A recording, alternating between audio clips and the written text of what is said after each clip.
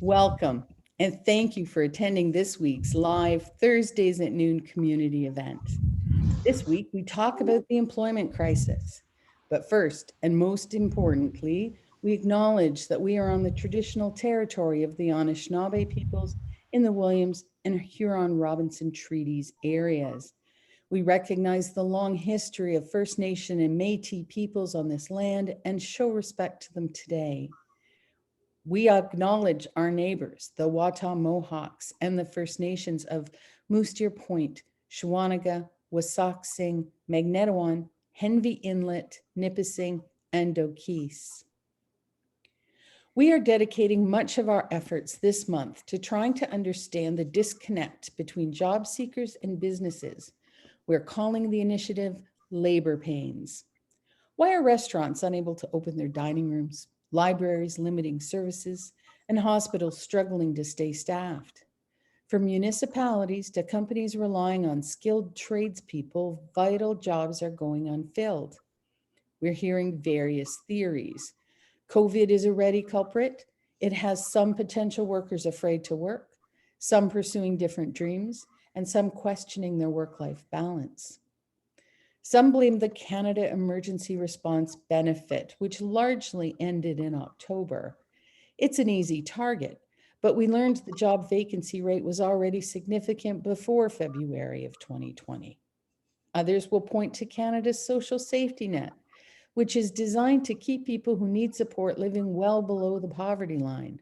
We see a flaw in any argument that suggests folks choose to live on the $800 to $1,200 a month social services pays out when rent for a one-bedroom apartment is easily more than $1,500. How does that math work? Have seniors left the workforce, opting to finally completely retire rather than risk contagion? We know the parenting demands in the pandemic era drove a lot of women from their paying jobs into the unpaid realm of caring for their families. The housing crisis continues to challenge those who are looking to entice workers to move here for work. If you cannot find a place to live, relocation is off the table. And what if folks being displaced by the gentrification that is happening as GTA homeowners move here, driving up real estate values? Experts expect high job vacancy rates to continue and recommend companies develop strong hiring and retention strategies. Certainly, paying a living wage would be part of that strategy, and it's a moving target as cost of living continues to climb.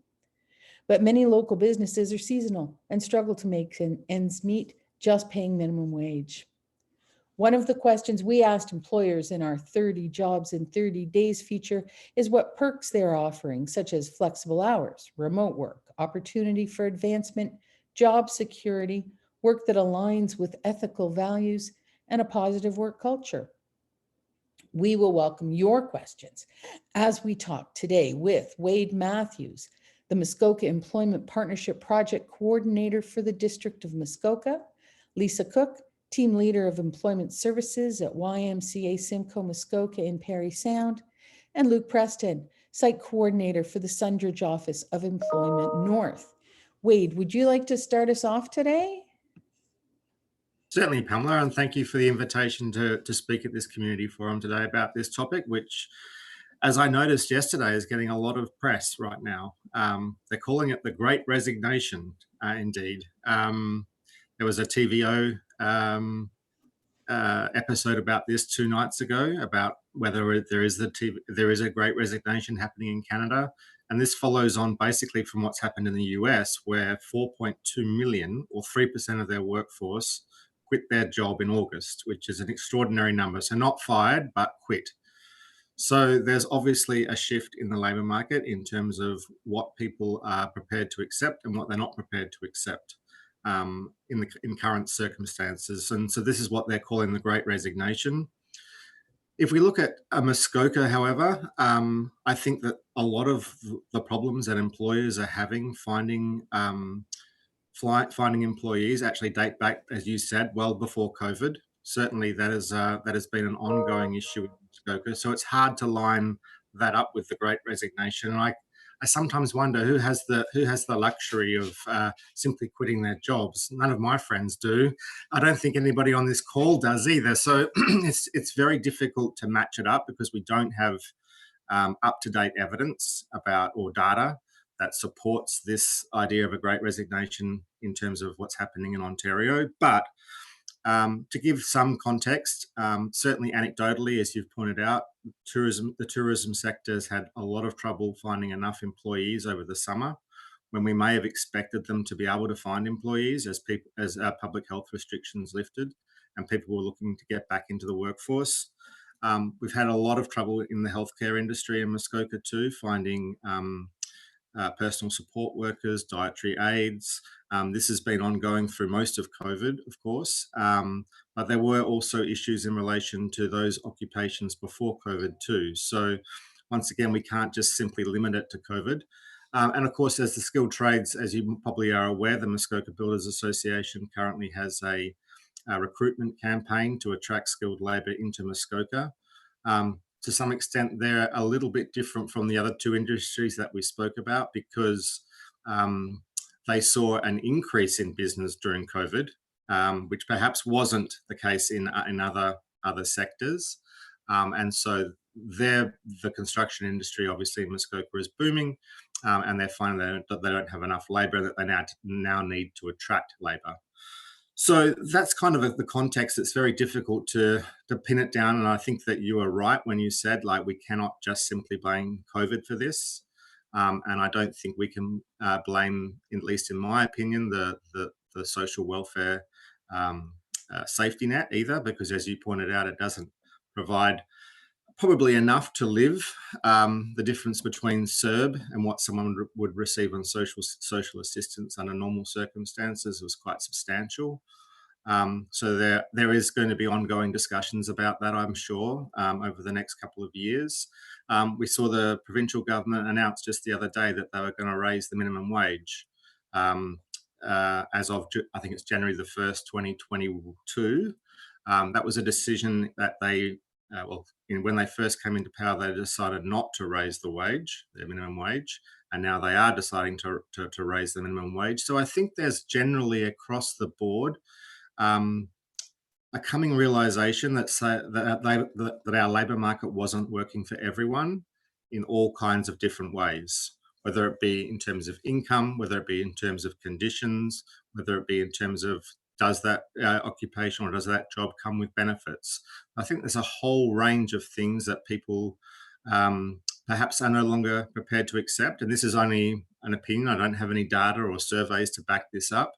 But I have heard talk about a new social contract between employers and employees, and that employees are demanding a different kind of job to the one that they may have accepted in the past. Once again, it's only anecdotal and I can't point to any evidence or any data. But you can just imagine, last week I received, actually probably just earlier this week, the Living Wage Network of Ontario released its living wage for Muskoka. It's now $18.55 per hour, which is a $2.70 increase from the last time they measured that, which was back in 2016. And they released about 25 other regions where they'd done updated living wage details. And I can tell you what, Muskoka was by far and away the highest or the greatest leap from 2015. So most others were around 40 cents or 50 cents or 90 cents, but we were the only one that was anywhere near $2.70. And I think that's a reflection of housing. I think that's definitely a reflection of housing and the shortage of affordable housing in Muskoka, which once again is not just a Muskoka issue, but seems to have been accentuated in Muskoka compared to other regions in Ontario, perhaps. So there's a number of factors that I think we need to start considering in relation to our labour market if we're going to provide a workforce for our employers. And I'll just make this last point. As you well know, we have a large number of small business employers in Muskoka who perhaps don't have the potential to offer the kinds of improvements to business culture that other bigger employers can offer, particularly around HR. And I think that we need to come together as a community and try and solve that problem for employers by helping them to improve their business culture, to recruit and retain the staff that they have. And I'll just leave it there. Thanks, Pam. You're on mute, Pam. That's an interesting concept, though. I'd like to come back to that. How can community help? How can we help these small business people to thrive? Because you put them all together, major employer in our region. Lisa Cooke, welcome. Thank you. I just had to find the unmute button. Yeah, I agree with all of Wade's comments completely. And there's no question that there are some, we've been talking about this. The non-tangibles, I think, are a big piece of this. I guess that's the first part. And again, this started before the pandemic. The pandemic, in my mind, has really just intensified issues that were already in existence. Again, we have the systemic issues that really need to be addressed one way or another. We get into roundtables even with people at this table right now, where we've come together and we've talked about a lot of these issues. Housing is a huge one, and that whole aspect of living wage is very significant. Transportation is another one. The affordability for a municipality, or these small municipalities, to bring on transportation is very difficult. And it's a problem that we have yet to solve. The cost of gas for anyone who has a driver's license and can drive to a job. This is a big pushback that we're hearing lately as well.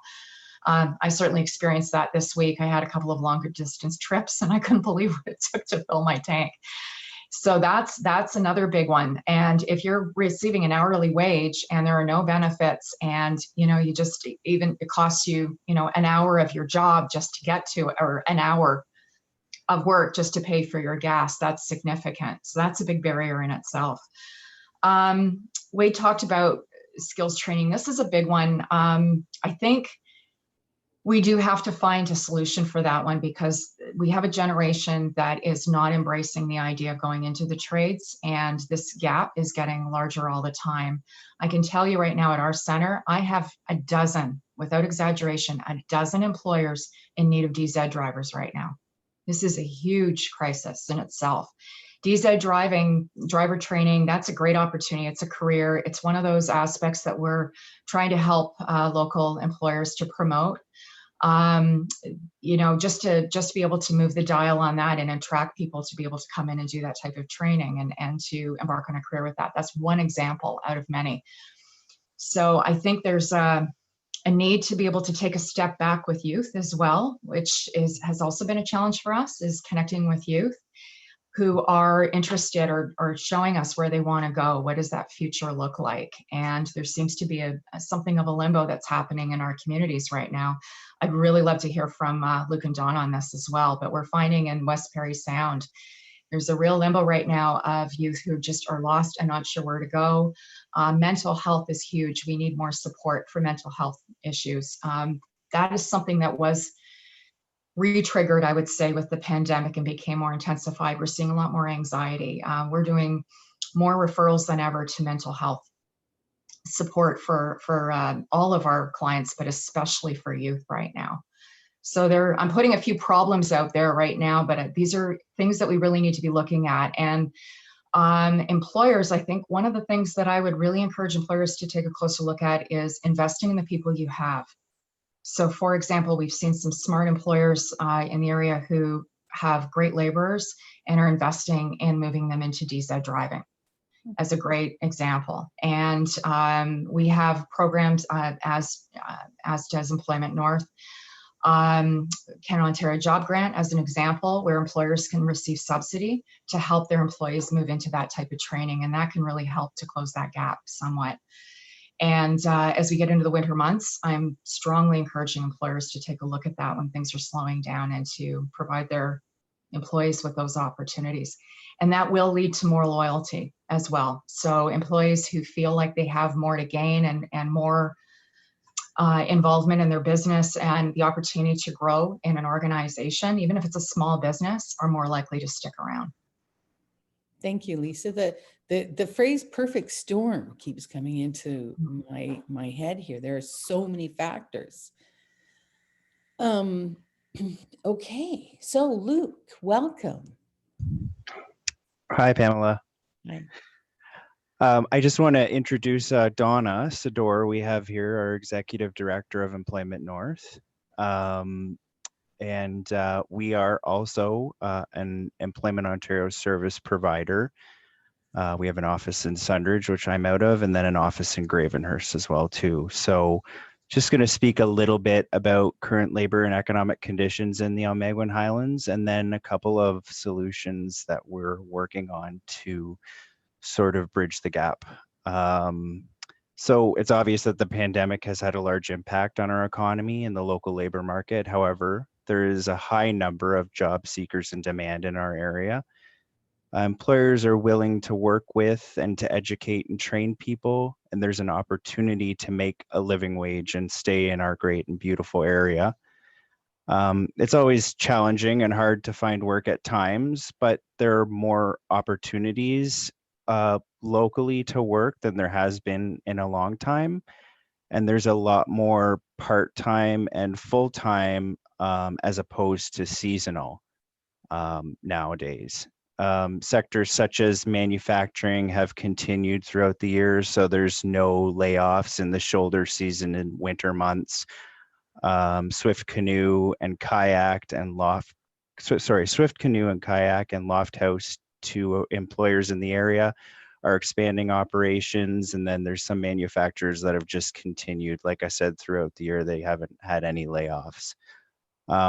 Construction is also a sector that's in high demand for our area for laborers, as they have been able to operate continuously through the pandemic, as they were considered essential for the most part.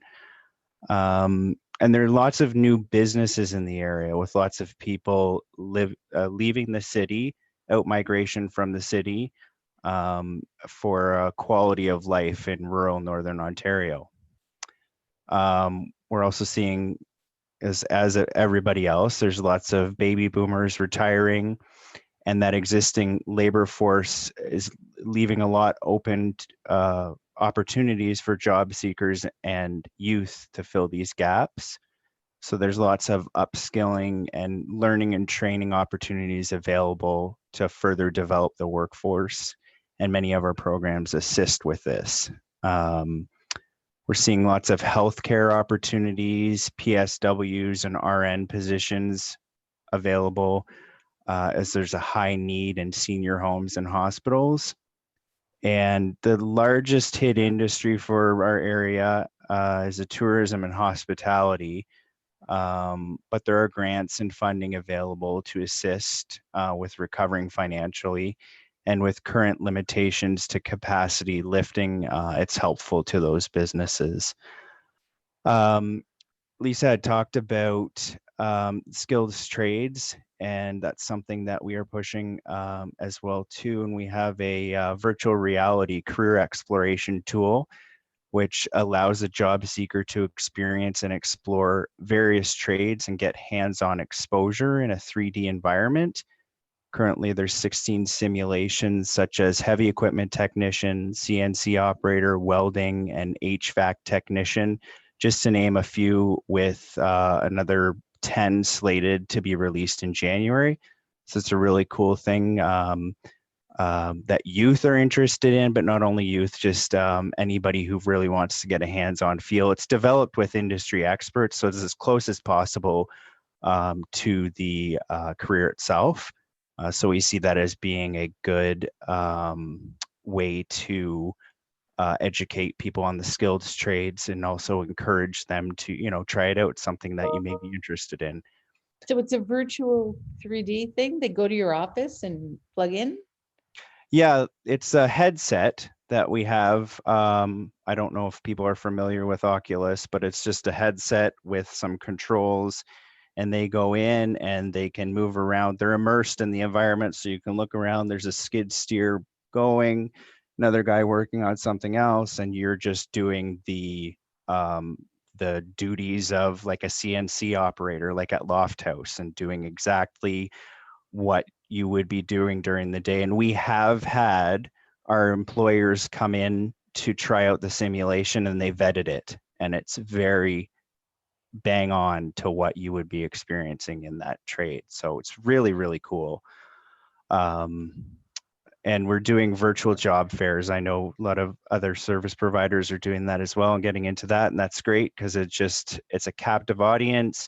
You don't have to spend a whole lot of money on a venue, a guest speaker, catering, et cetera, et cetera. You can have this, job seekers can just sit at their place at their home with a cup of coffee and just listen to whatever they need to that's applicable to them. We have certain sectors that we did sector specific. Our last one was manufacturing and healthcare with guest speakers. So we've had over 60 employers participate in that with hundreds of attendees, and we're continuing that. That's a ongoing yearly series that we're doing as part of virtually reaching out. So, yeah. If there's one thing we've learned through COVID, it's that we can function on these virtual platforms. And I think it's opened up a lot of opportunities, including what you said. Yeah, I agree. I think we have to be, with restrictions and having people into the office, there's also the virtual piece, which people are comfortable with as well. So we ensure there's an uninterrupted delivery of service to job seekers and employers. So those are some of the ways we're sort of tackling the issues. Okay, thank you. Thank you, Luke. So I'd like to open it up to our audience now. Does anyone have any questions? You could put them in the chat or you could raise your hand. Does anyone have any questions for our panel? Brownie? Hi, I'm sorry. I didn't see the first of the meeting. Is this about a job program or? This is about the employment crisis. We have a project on this month called Labor Pains, and our panel today are all experts on employment in our region. Excellent. Very good. I don't have a question, but yeah, we are in a bit of a mess. There's no doubt about that. I moved here from Newfoundland with $700 in my pocket 32 years ago, and now I'm retired. So it all worked out pretty good. I love this province. It's a shame that we can't find more get up and go, I guess. But I know there's issues out there, but I think there needs to be a little bit more get up and go. Okay, thank you, Brownie. Does anyone else have any questions for our team? Or, oh, I should go to the phone. Hello, I have one person here by telephone. I just want to make sure that you have the opportunity to ask a question.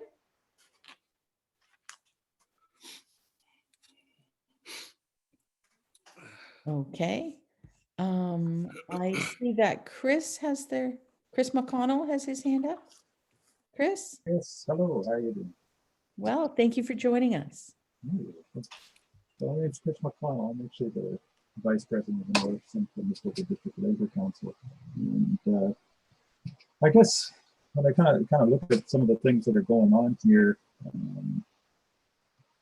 you mentioned a lot of the different things. I'm actually happy to hear a lot of the different things that are kind of being mentioned within this particular forum, because a lot of it isn't necessarily talked about, at least within the broader context within the papers, at least traditionally.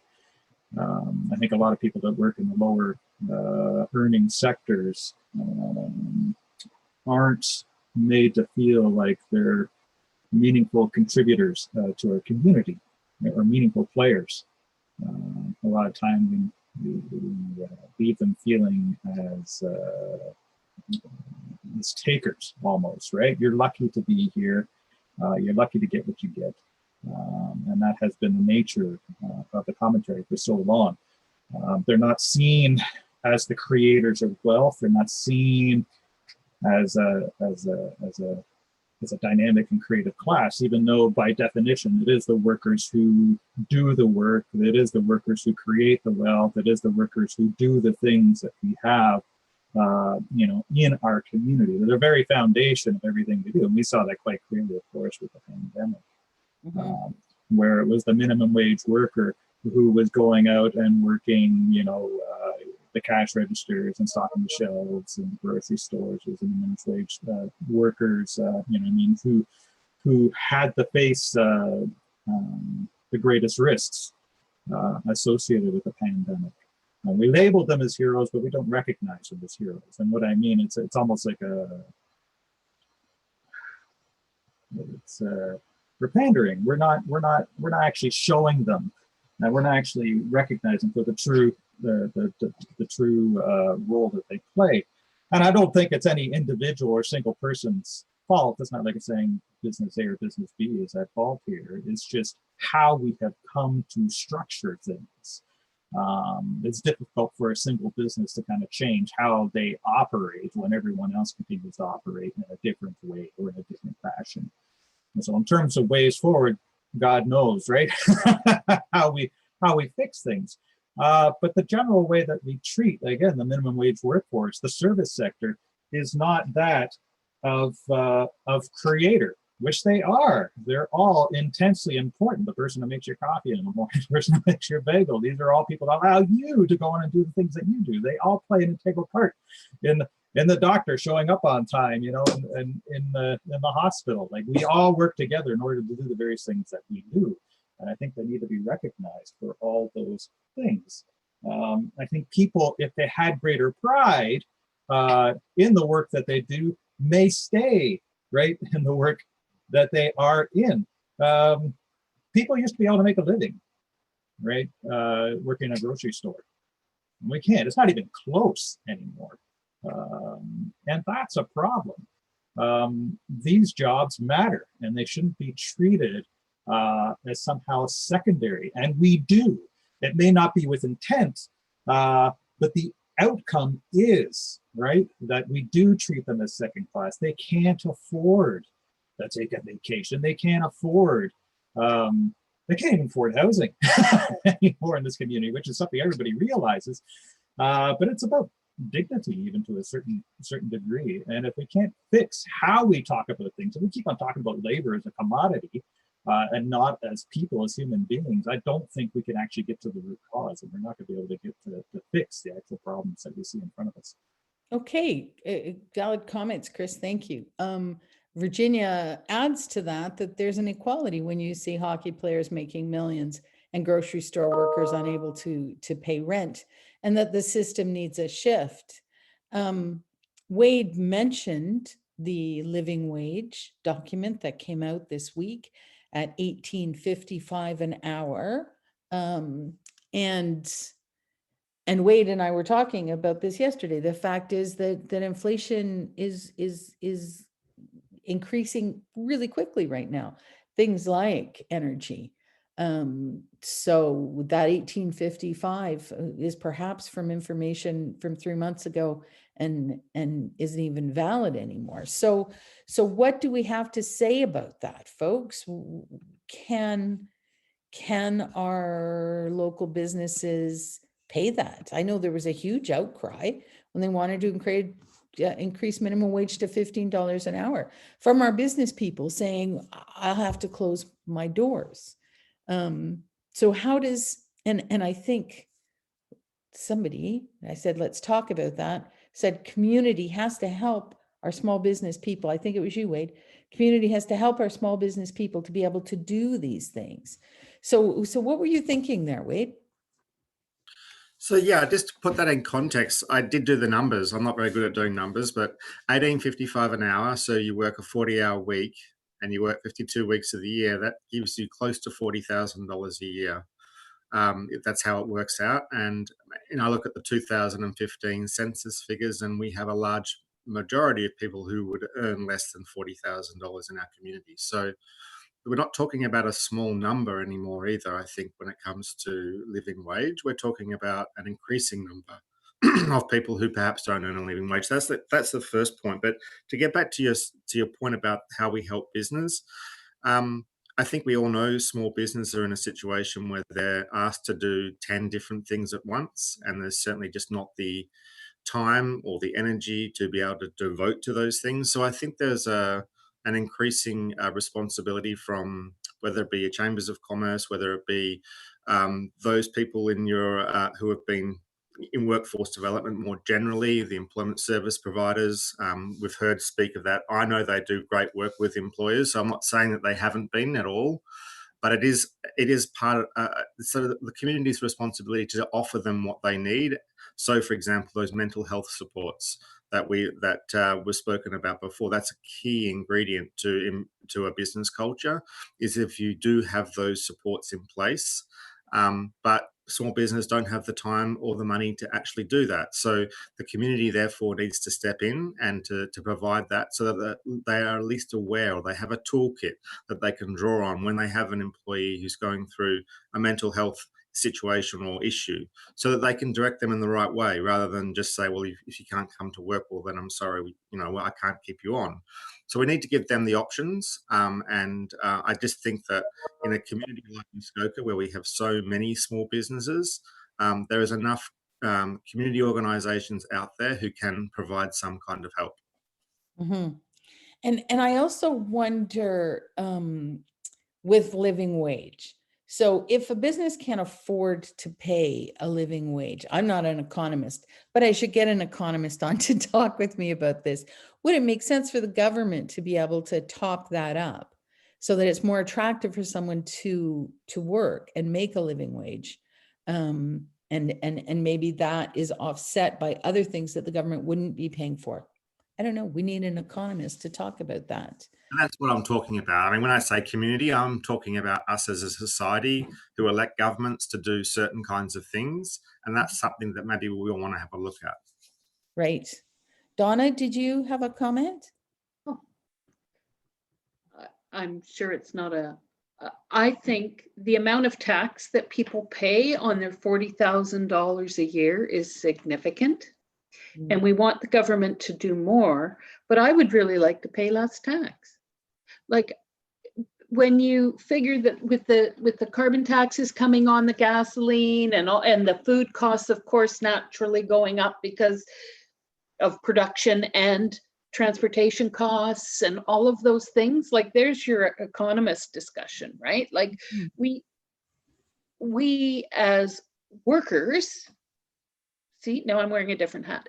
We as workers need to be able to afford to live. But if you're losing 20% of your income right off the top that you never see,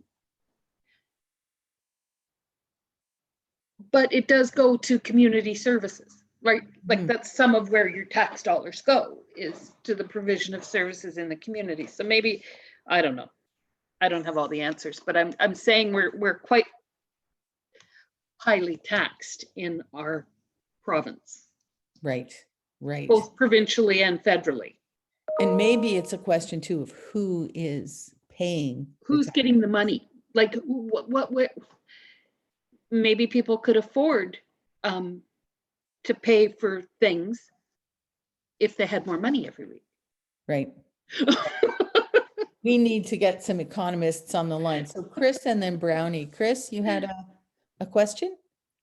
No, I was just going to say that's a double-edged sword. I mean, as we cut taxes, and where we cut them is also a big issue. But as we cut taxes, we lose supports, right? And that includes supports for small businesses, right? And so they lose the ability to compete, to access financing,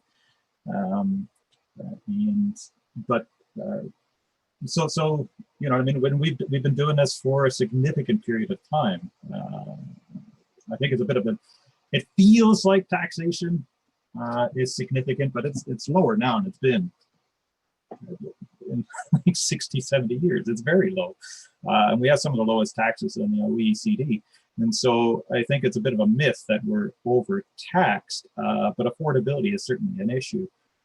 Maybe a more robust progressive tax is in call. Obviously, there's a tremendous amount of wealth moving up through the kind of the class scales that exist within our province, and there's no doubt that there's been an absolute stagnation in earning power since the 70s in the working class.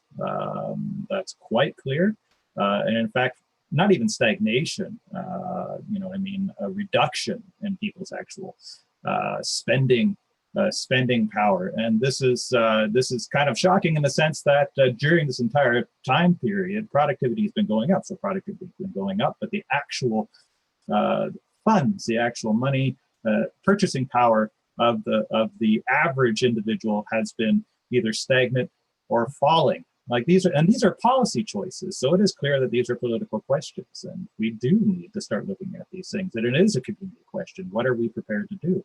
I would love to see,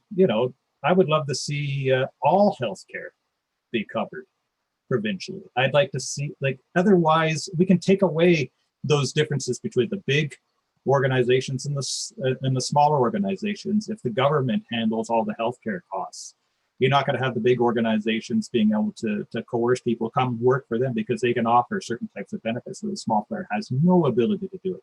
Pensions.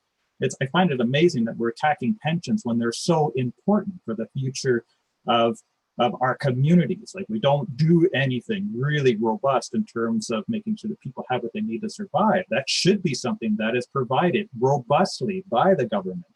And that would make things accessible to all that exist within our working, the workers within our province. And it allows all businesses to compete on an even level. Okay, thank you, Chris. I'm going to cut you off there. There's so much. It's absolutely huge. I would like to say, though, that with the pensions, pulling seniors out of poverty, I think would go a long way to solving a lot of problems as well. Brownie, did you have a question? Oh, you're muted. I've been off work too long. I don't know how to unmute. I'm just curious, like, I speak with a lot of parents today, and you get a lot of comments like the kids today don't want to work, or they don't have the same mental thoughts that we had when we were kids, when we grew up. I mean, if you were unskilled, then your parents, would inform you that, okay, you have to, at this point in your life, you have to go to work and make a living. And that's just the way it was. That's what we did. If we started at $8 an hour in the same job and we moved through the ranks to the point where, me as an example, I'm retired. Okay, I started at 14 an hour and now I'm retired. So I'm just wondering, like, with the professionals that are here on this panel, do you think there's been a mental shift with the younger generation within the last 25 years in the way that they see employment, and actually their thoughts of, I have to go make a living, I'm unskilled? Do you think that's actually happened? That's a large question. I'm going to say there have been large shifts in everything in the last 25 years. But does anyone want to talk about youth and employment? Anybody from the panel want to tackle that one? I think that's a whole other conversation, quite honestly. It's so complicated. It sure is. I think it's an excellent question, and there's so many variables here. Donna and I have been in so many conversations about this since I have been working in Employment Ontario, really. It's such a complicated thing. I guess the first thing I'm going to say, and this is such a high level thing, speaking of younger generation, each generation sort of has its own personality. And with this younger group, what I will say is just with all of the studies that I've seen, if we talk about millennials, for example, we've heard a lot about them, their goals are different because it is more difficult for them to aim for owning a home. As an example, that's a reality that Canadian youth are dealing with right now. But they also, and I'm just talking about the personality structure, I guess, of that generation, they are also more focused on work-life balance, which frankly is a very healthy approach. And given what we're seeing with the increase in mental health concerns, I don't think that's such a bad thing if they can work that out. So that's a very high level comment on this generation. I do think that, again, going back to the whole skills trades thing, I think that's a huge concern. We have boomers who are now rapidly retiring. That was already an issue. And now, since the pandemic, a lot of them are going, I'm out of here, I'm checking out. They're bailing out. Older Gen X or younger Gen Xers are starting to do that, or older Gen Xers are doing the same thing. So we've got a whole group here that are leaving maybe even the workforce a little earlier than they planned to. And the youth are not catching up. They're just not moving through as quickly as they could. We do have a disadvantage in Northern Ontario too. This is the other thing. We're talking provincially here. Northern Ontario has a lot of challenges. Youth here do not have access to internet technology. I know we've all talked about this one many times. That is a big barrier. If you're looking at a 15-year-old in Toronto versus one here, very different in terms of what they have access to even to complete their homework. And a lot of the kids are bused to school, so they can't even sit at school and get a lot of the work done if they have heavy homework to do. And of course, again, the pandemic has actually really impacted that generation, that group in high school, where they last year lost some schooling and then had the homeschooling issue.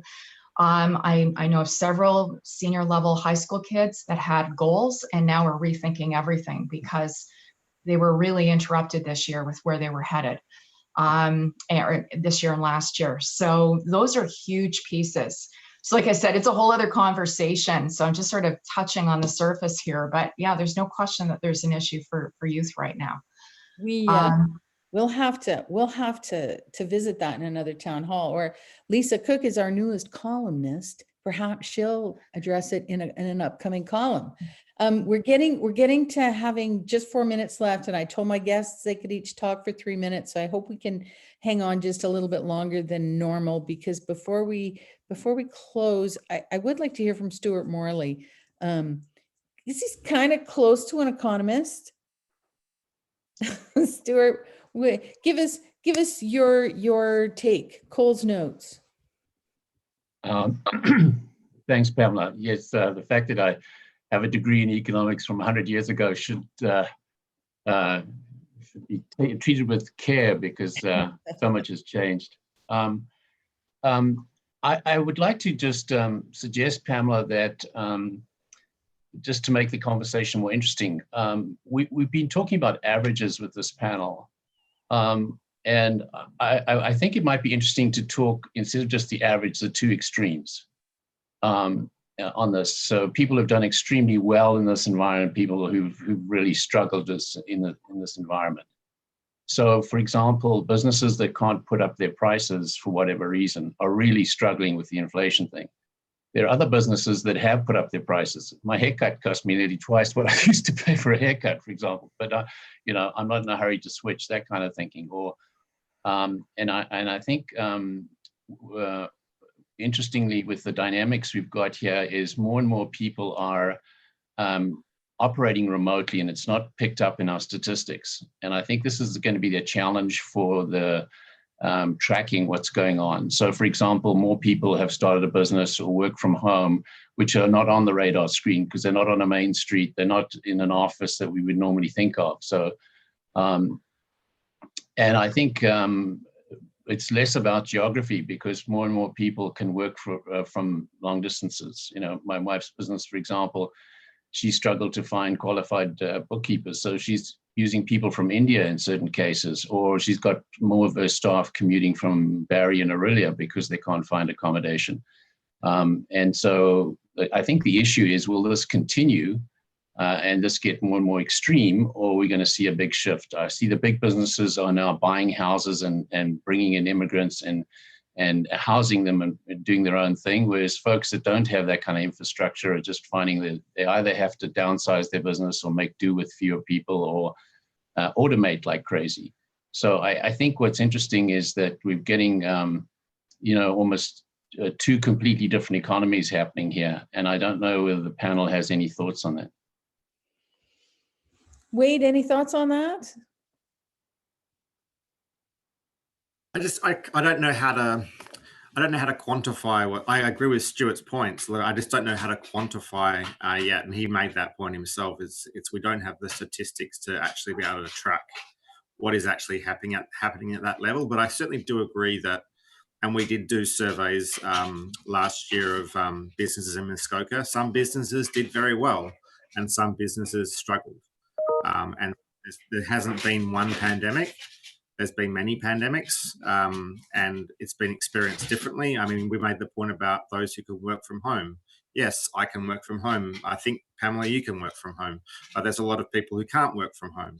So they've experienced a very different pandemic to to our pandemic, for example. So I think we're going to have to. I think when the pandemic settles down and we're able to look back on it, we're not going to be talking about that we were all in it together, because it just simply wasn't the case. Because some businesses have done very well, some employees have done okay, and some haven't. So that will be interesting to track. But I think the long-term consequences of what we've seen now, we won't know about for a couple of years yet. Thank you, Wade. So I think we're at the end of our time today, but I did say that everyone would have 3 minutes to wind up. Wade, do you have anything else you want to add? I think I've spoken enough, Pamela. Okay, thank you so much. Lisa, do you have anything you'd like to add? I think I've said a fair bit today. I think we have lots of little seeds for another discussion, really. Or several. Yeah. For certain. Okay, thank you. Thank you. Luke, do you have anything you'd like to say to wind up?